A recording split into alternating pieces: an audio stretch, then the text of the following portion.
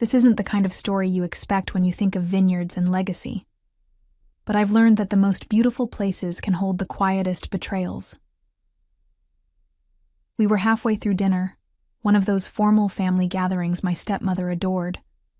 Crystal glasses, folded linen napkins, imported candles that smelled like lavender and smoke. The kind of setting that makes you forget things can still go wrong. I was seated 2 places down from my father, Peter Ellis, the man everyone in Napa knew as a legend, the name behind Ellis Estate Wines. And I'd spent most of my adult life trying to prove I was worthy of it. I'd just returned from Harvard. Viticulture and enology, top of my class. Before that, I'd spent 3 years optimizing operations at a mid-sized Oregon winery, doubled their yield, slashed overhead by 38%. Everything I'd done had been with one goal in mind, to earn my place back home. So when the moment felt right, I asked, quietly, respectfully, "Dad, will I be considered to take over the estate?" The clink of silverware stopped, a breath held at the table. Caroline, my stepsister, didn't bother hiding the smirk curling at her wineglass. She was wearing a pearl choker, and that smug, curated disinterest she always wore around me. My father didn't look at me right away. He dabbed the corner of his mouth with his napkin, as if I'd asked something casual, like passing the salt. Then, finally, he said it. "You were never meant to inherit this." I felt the words before I processed them. My stomach turned cold, like the air had shifted in the room. "You're not a real Ellis," he continued, still calm, still deliberate. "We took you in out of obligation. You should be grateful we raised you at all." I don't know what I expected. Maybe hesitation, regret. But there was nothing in his face. No flicker of guilt. No trace of the man who used to carry me on his shoulders during harvest. He'd just switched something off. The silence after was louder than any shouting could have been. He looked back to his plate like it was settled, as if my entire existence had been a clerical error. Caroline reached for the wine bottle and poured herself a little more, humming softly. I sat perfectly still. I didn't cry, didn't argue. I just tried to breathe through the tightness in my chest. They'd let me build a life around a name they never intended for me to keep. All the late nights in the vineyard, all the degrees, the strategy memos, the business plans I'd drafted, in hope. None of it had ever mattered. Because I wasn't one of them. Not really. The will had already been written. Caroline was the heir. I was something else. A kindness they'd extended. A stray they dressed in Ellis silk for a few years. That night, I learned something that would follow me into every room for the rest of my life. You can give your entire heart to a place and still be nothing more than a guest. I didn't go back to New York angry. I went back quiet. The kind of quiet that doesn't mean surrender. It means strategy. I hadn't signed anything the night of the will reading. I left the Ellis estate with a polite nod and a carefully controlled smile. But inside, something had split open. Not from heartbreak this time. Something colder. Something more precise. 2 days after I returned to my apartment, a package arrived. No return address. Just thick, hand-addressed envelopes tied with navy ribbon. My grandmother's handwriting. I opened it and saw the first page of a trust agreement. My name listed as sole executor. I read it 3 times before I believed it. Thukkin. Trust owned 51% of Ellis Estate Holdings. Not just the vineyard, but the land, the event spaces, the branded lines, and most importantly, the family foundation. All of it tucked behind a wall of legal shielding my father never even noticed. There was a handwritten note attached. It said, "They never saw you, darling, but I always did. This is yours now. Do something better with it." I sat there for hours, rereading it in silence. Then I got to work. I contacted her attorney, an old-school Manhattan trust lawyer who'd been waiting for my call. He confirmed everything. The will they'd shown me? A forged version. The real one had been quietly filed and sealed months before she passed. It gave me full financial authority. My father was never even named. I hired a forensic auditing team and brought in a corporate law firm I trusted from a previous venture. Within days, they began to unravel what had really been happening at the estate. And what we found? Fraud. Deep, arrogant fraud. Millions funneled out of the foundation into shell companies. Beau's signature on every wire transfer. Phony nonprofits that didn't exist. Restoration projects that were just money laundering schemes. And Charles, my father, had either signed off blindly or helped structure it himself. I didn't scream. I didn't show up at their door. Instead, I quietly pulled every string they didn't know I held. I filed for an emergency injunction on all pending land use permits through the holding company. Every expansion deal paused. I froze the foundation's operating accounts under the trust's oversight clause. Staff were told it was pending review. And I began contacting key donors, journalists, and community leaders, one at a time, confidentially, professionally. A few of them were shocked. Most weren't. Inside the estate, they thought it was just red tape, bureaucratic nonsense. Caroline posted on Instagram about technical issues. My father called in favors. Nothing moved, and they had no idea why. But I did. For the first time, I wasn't trying to be accepted. I wasn't begging to be part of their story. I was rewriting it, and they hadn't even noticed the pen had changed hands. At first, it was just whispers. A fundraiser abruptly canceled. A local paper asking quiet questions. Then a major donor pulled out, citing concerns about financial integrity. Still, the Monroe estate pretended nothing was wrong. They always did.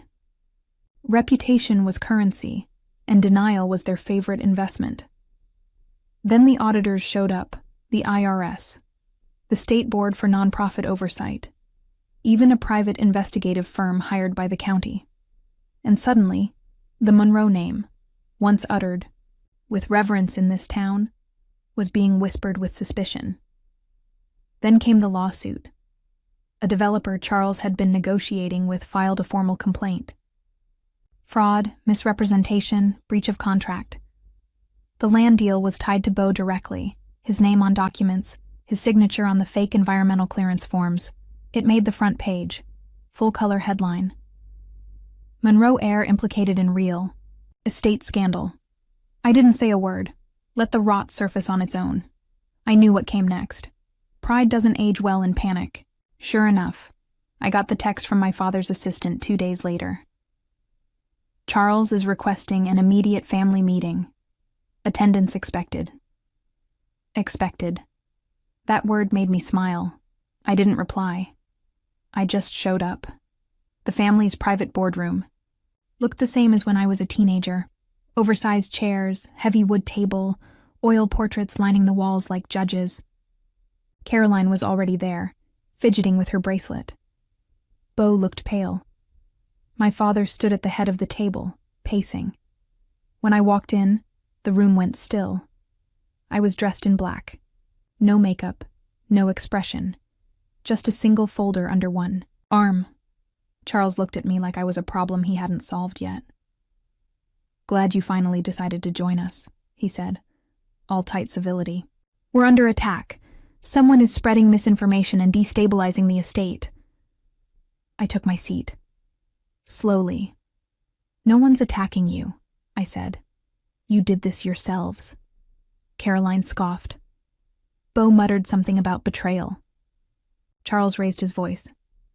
Do you have any idea what's at stake? This family, this legacy, is under threat. And you show up here with attitude and silence? I opened the folder. This is the legally filed will, I said. The one our grandmother signed. Not the one you waved in my face over dinner. I slid it across the table. Here are the trust documents showing my controlling interest in the Monroe Holding Company. Land, assets, the foundation. All of it. I've been executor since the day she died. They froze. Then I dropped the last stack. These are financial records. Wire transfers to shell companies, donor money funneled into private accounts, political contributions in exchange for land zoning, traceable to both Bo and you. Charles turned red. Bo looked ready to vomit. You're bluffing. Caroline hissed. You wouldn't risk destroying us. I looked her in the eye. You already destroyed yourselves. I'm just turning on the lights. My father slammed a fist on the table. You ungrateful little parasite. We gave you everything. And now you want to tear it all down out of spite? I didn't flinch. You asked me to sign away my name, I said. Instead, I'm restoring what it used to mean, before you tarnished it. They didn't speak after that, couldn't. The story was already with the press, the donors, the board. I didn't need their permission to act. I never had. I left the boardroom in silence, folder tucked under my arm, steps steady. Behind me, the house I grew up in, the one I was never meant to inherit, began to fall. And this time, it was on my terms. The fallout came fast. Bo was indicted. On multiple counts: wire fraud, misuse of charitable funds, falsifying legal documents. His mugshot made the news, but there was no press conference, no statement from the family. Just silence. A fall from grace so public it didn't need commentary. The Monroe Foundation was placed under federal oversight. A full audit was ordered. Tax-exempt status suspended pending review. As for Charles, he wasn't arrested, but his name was everywhere. Patriarch oversaw years of mismanagement, the headlines read. He was stripped of all authority, his board positions revoked. His face, once a regular feature at galas and ribbon cuttings, was now met with distance. No one returned his calls, not even his allies. And me? I got to work. I met with estate attorneys and conservancy planners. I transferred the majority of our undeveloped land, thousands of acres, into a protected trust.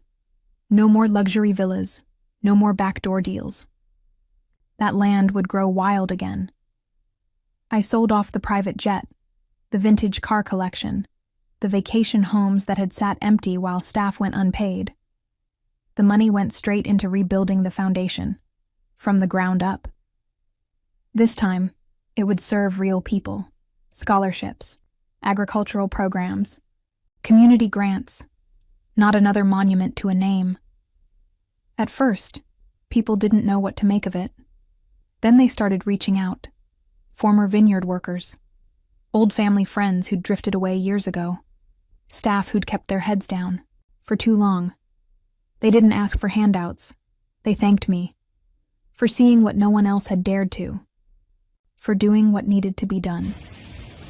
And that was enough. Weeks later, I got a message from my father, a single line. Could we meet? Just talk. The bench, if you're willing. The old garden bench had been my grandmother's favorite spot. She used to sit there and sip her coffee, always insisting the view was better from that angle. I agreed.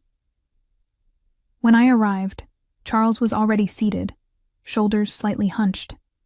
He looked smaller than I remembered, weathered, faded. I didn't know how far it had gone, he said quietly, eyes fixed on the hedge. I let things rot. I know that now. I didn't respond. He turned toward me. Did you ever hate me? I paused, not because I didn't have the answer, but because I wanted to give it space. No, I said. I just finally loved myself more. He exhaled, maybe expecting forgiveness. Maybe realizing he didn't deserve it, I stood, straightened my coat, and looked at him one last time. I wish you peace, I said, but I won't carry this anymore. Then I walked away. Behind me, the estate stretched out in every direction, changed, but still standing. And for the first time in my life, I felt like I was standing on my own land. Not because it had my name on it, but because I chose what it stood for. He asked me if I ever hated him. I said no. I just finally loved myself more. Thanks for listening to my story. If it hit home, or if you're carrying your own version of this kind of pain, you're not alone. Drop a comment, share your story, or just say hi. And don't forget to like, subscribe, and hit the bell so you never miss a new one. More quiet power, more justice. One story at a time.